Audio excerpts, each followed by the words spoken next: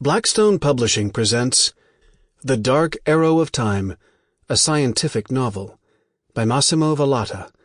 This book is read by Lloyd James. Chapter 1. Very fidgety, the fat lady next to him. Very fidgety, the fat lady next to him. Gripping the armrests tightly, every once in a while she would jerk her head a bit to one side or the other, for no clear reason. It was obviously her first trip, and you could tell from the blank look on her face.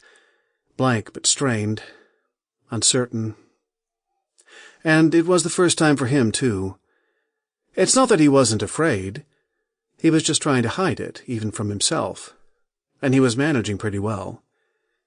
To some extent, actually, he was modeling himself on the serious man 2 seats down who, at least apparently, was impassibly, calmly, absorbed in his own thoughts, as if he did this every day, all just part of the job.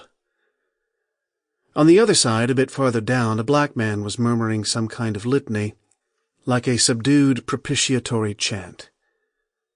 They were all on a single, slightly curving row of seats, one beside another. He was almost in the center. 15 people. 1 seat was empty. It was almost 9 o'clock, almost time for liftoff before the transmission. The cabin with the 16 seats at the center of the big room full of machinery was closed, and the enormous hatch in the ceiling began to open. It would just be a few minutes more, long enough to finish docking. It wasn't a real trip. As he had learned in college, it wasn't a question of moving people or things from one place to another at a certain speed and taking a certain amount of time. That wouldn't have been remotely feasible. Where he was going, around 6 parsecs away, a trip would have taken several years at the speeds that could be achieved, even allowing for the relativistic contraction of distances.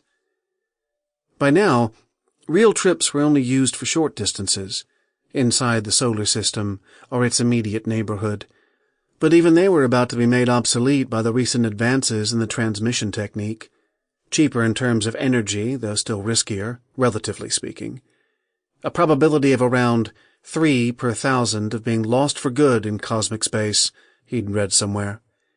So, it wasn't a trip, then.